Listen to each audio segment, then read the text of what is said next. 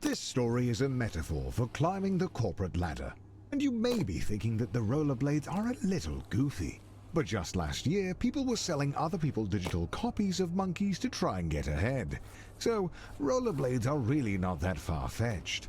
And who doesn't like a little speed in their life? So, rollerblades it is. But just remember that everyone struggles to get job interviews, so try not to get too discouraged. Good luck!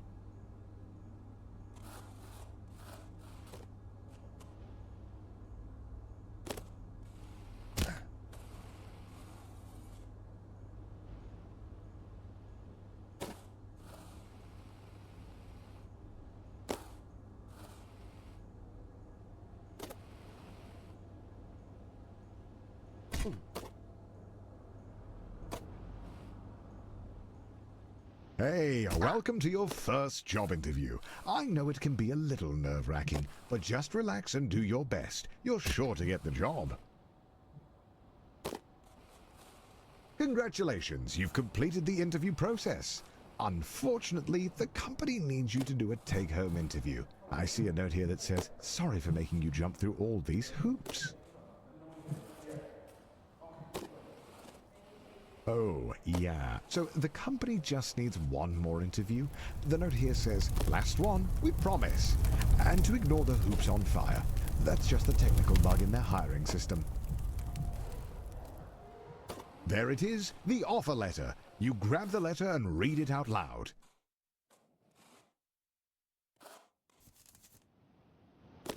We regret to inform you that the role has been filled. Going back to square one always stings, but you're not alone. This happens to everyone at some point in their lives. Luckily, your mom says that your Uncle Gerald has a friend who can hook you up with a job at their warehouse. I know it's your birthday, but the company saves money when the new hires do their training on Saturday nights. So it's time to get to work. Congratulations on completing your training. Go home, get some rest. Tomorrow is your first real day at work.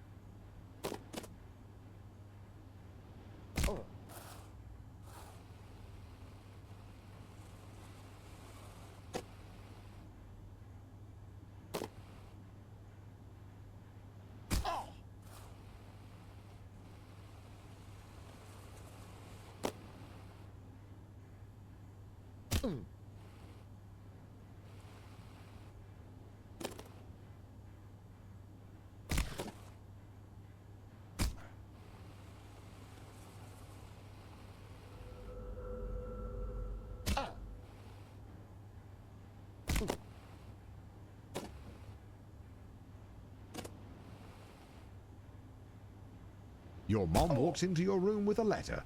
You got the job. Tomorrow is your first day as an unpaid intern. What an honor.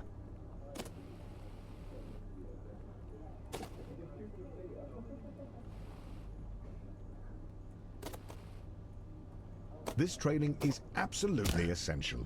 Daryl needs his coffee to be piping hot.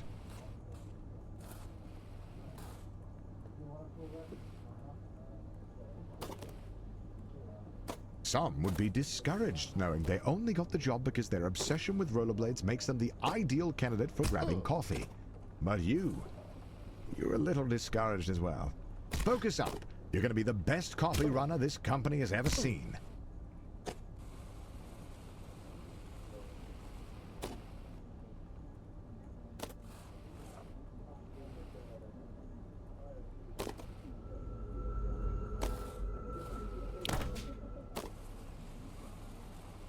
Congratulations, you've finished training. Now the real work begins.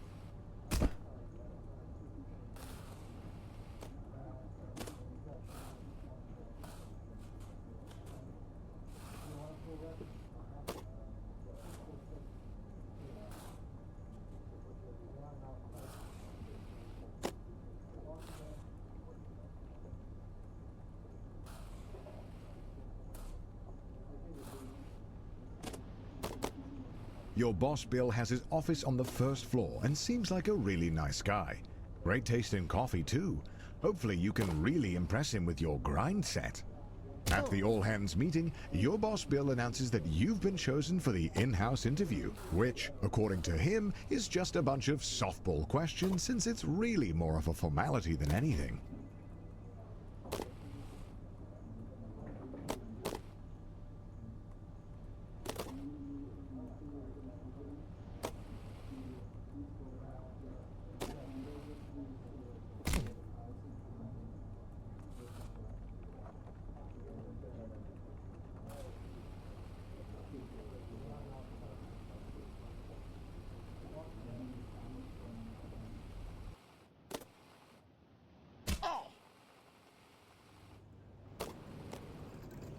Unfortunately, being a junior financial analyst means you're just another cog in the corporate machine. No one is going to notice you if you don't make yourself stand out. Being a cog means doing a lot of the same thing over and over again. But the company wine mixer is coming up, and if you can make a good impression, it'll go a long way. Oh, the company wine mixer, a chance to meet middle management, impress them with your firmest handshake, and laugh together at the financially illiterate.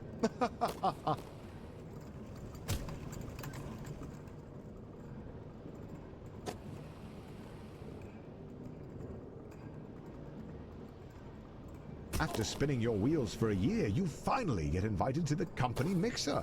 Rubbing shoulders with middle management has you inspired. You want to be one of them.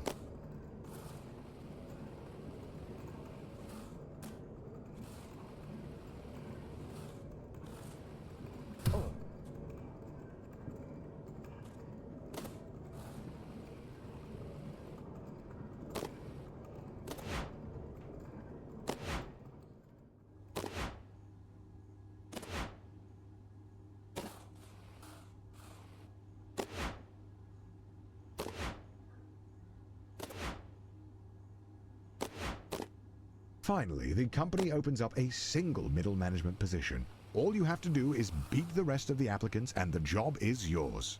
The bumpers are a metaphor for the other applicants.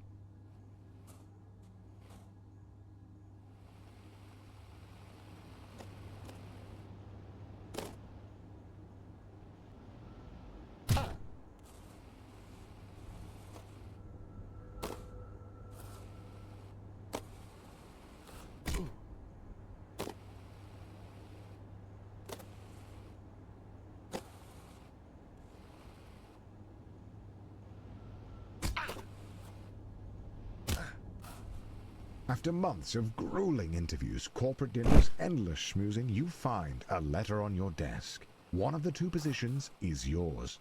They created another position for Ted. His uncle is a VP. The prestige of middle management. You're assigned a team of juniors, a huge pay raise, and your own office with a view. Not that office. Don't be ridiculous. Oh, and by the way, if your team's earnings drop to the bottom 30%, you'll be fired. Welcome to middle management. No one really knows what you do here, and in fact, no one really knows how to get promoted. Progressing at this stage of your career feels like a confusing maze with no clear path forward.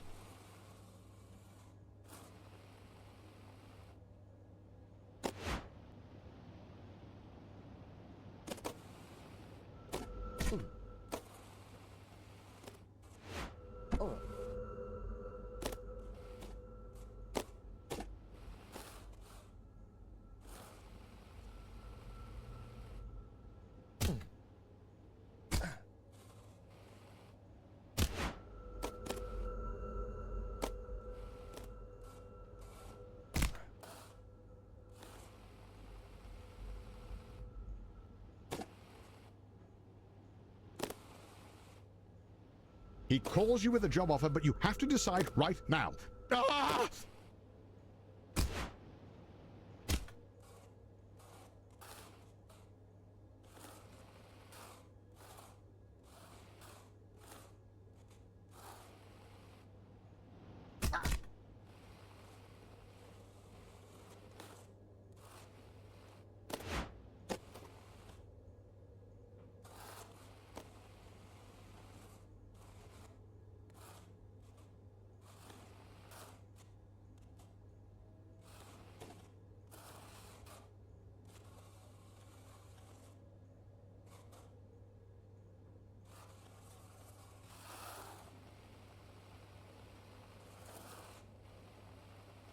You hear about the Doinkler portfolio.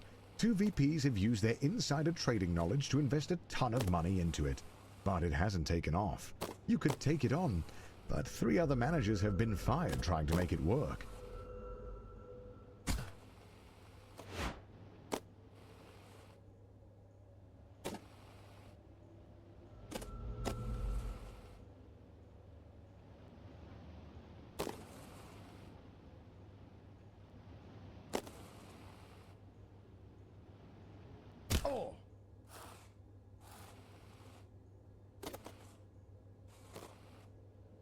You are desperate to become a department head and decide to take on the Doinkler portfolio.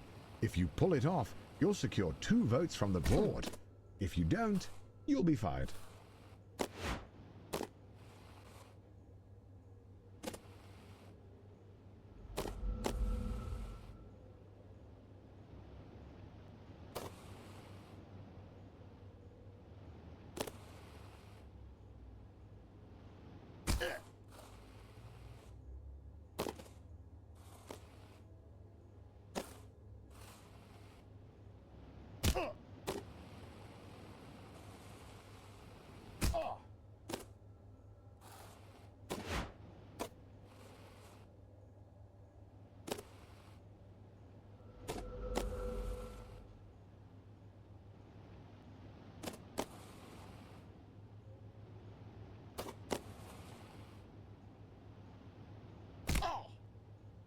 You did it! You pulled off the Doinkler portfolio, you crazy son of a gun. Unfortunately, the vote is tomorrow, and you're 1 vote short. Looks like it's better luck next time. You're still convinced that being a full-time YouTuber is for absolute degenerates, but he was such a class act that it was enough to sway the vote. You are the new department head.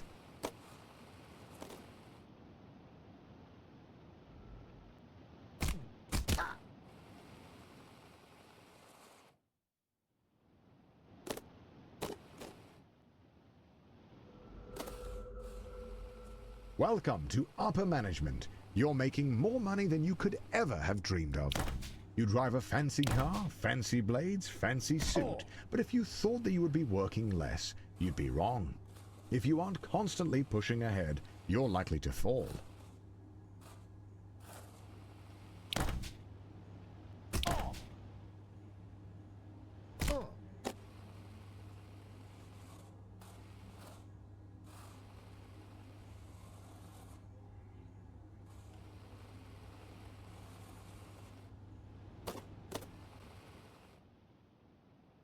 The FBI sweep the whole leadership team into prison, just as you thought. They need a new VP. And as the first candidate to apply without a criminal record, you're instantly chosen. They don't even look at your resume.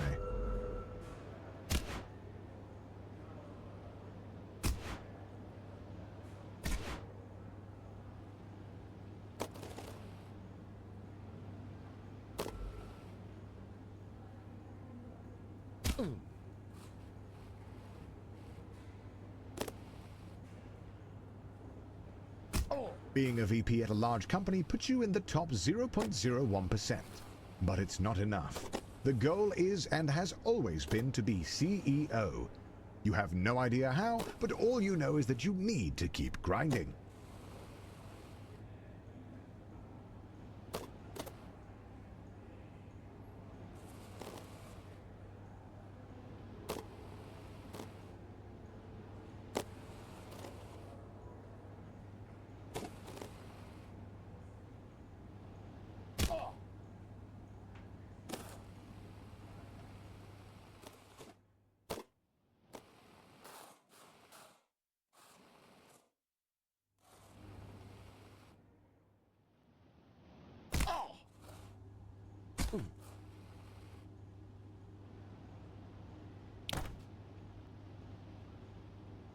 You make a change to the company. It's bold, it's risky.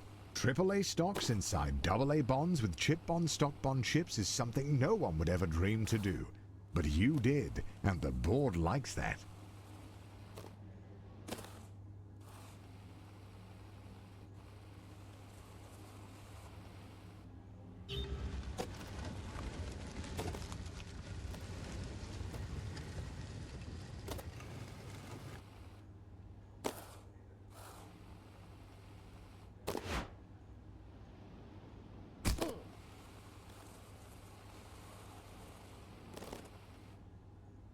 You spend half of your salary on flying a board member to Wimbledon.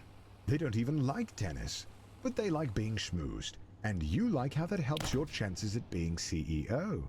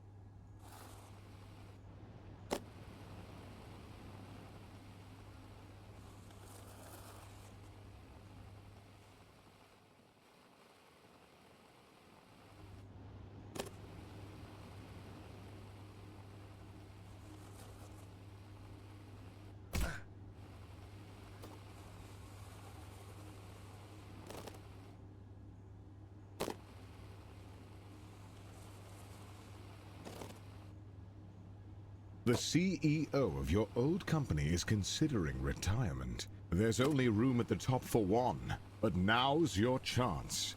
You got this.